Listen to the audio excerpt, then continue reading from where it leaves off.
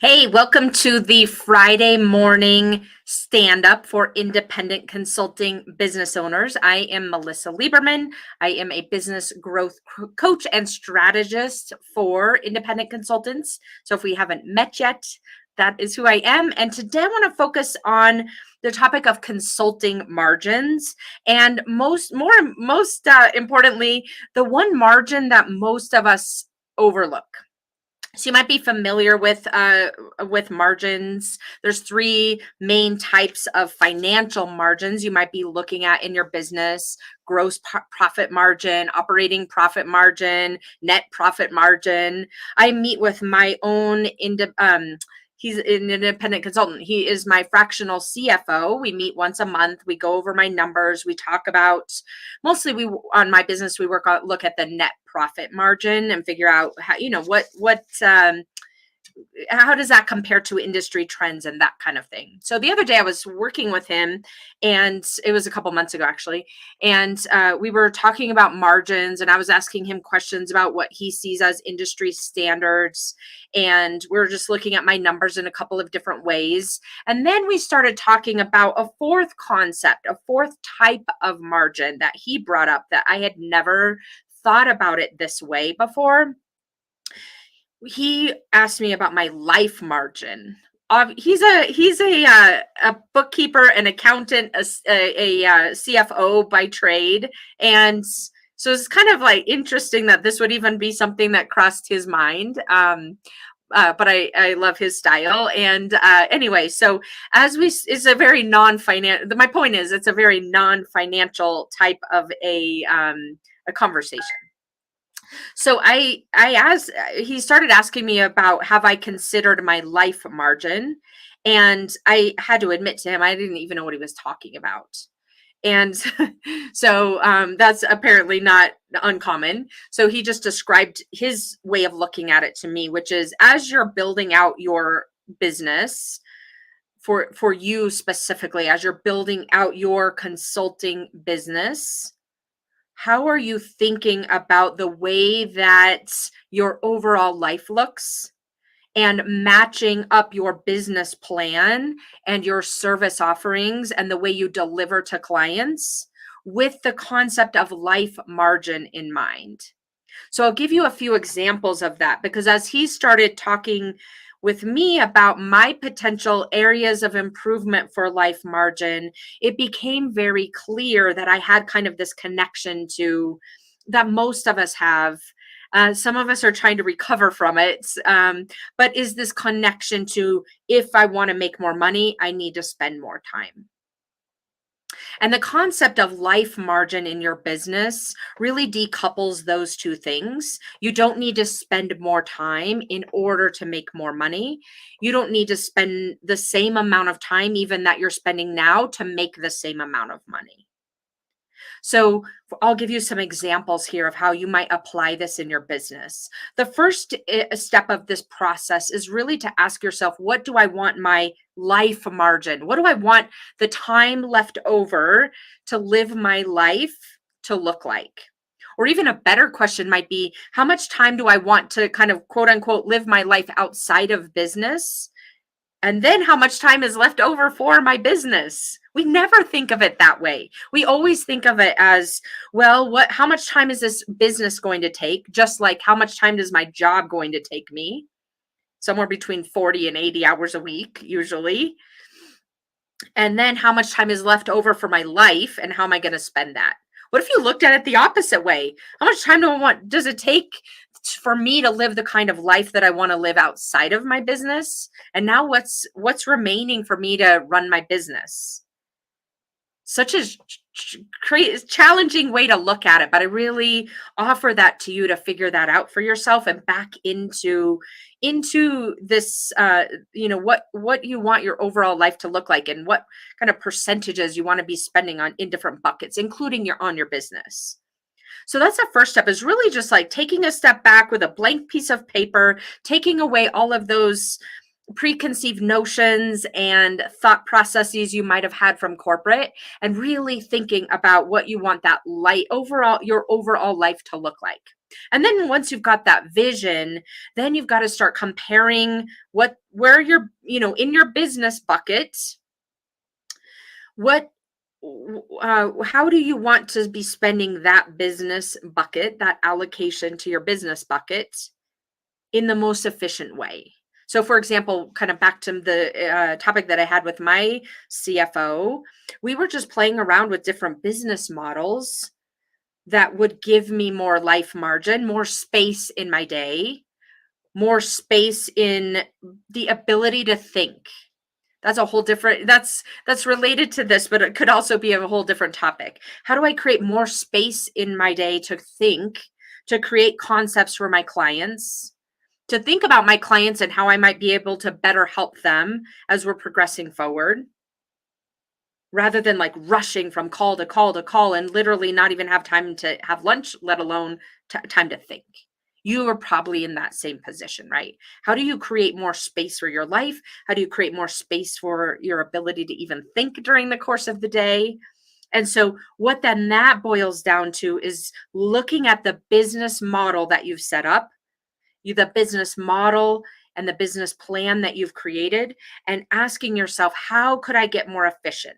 How could I deliver this, what I want to be delivering to my clients, in a different way that could potentially create more space for me, where I'm not literally just trading dollars for hours? So it could look like, I'll give you some very specific examples. As you start opening up this possibility for yourself, it might mean that I have a lot of clients doing this right now, where they have broken up their service offering into smaller chunks, where we start off with strategy work, which is a first phase, and literally the only that is what they're selling. The strategy work, which is like a 6-week engagement, which can be conducted over 3 weeks of the month, the 4th week of the month off, start again the next month, 3 weeks on, 1 week off, and setting up your business in that way, where you're creating that life margin for yourself as a outcome of the way you've structured your offering. So creating these types of shorter engagements where you're really coming in, higher value work that you're providing, higher value you're providing, for example, and creating more space for yourself. So you're creating offers where you are in the driver's seat.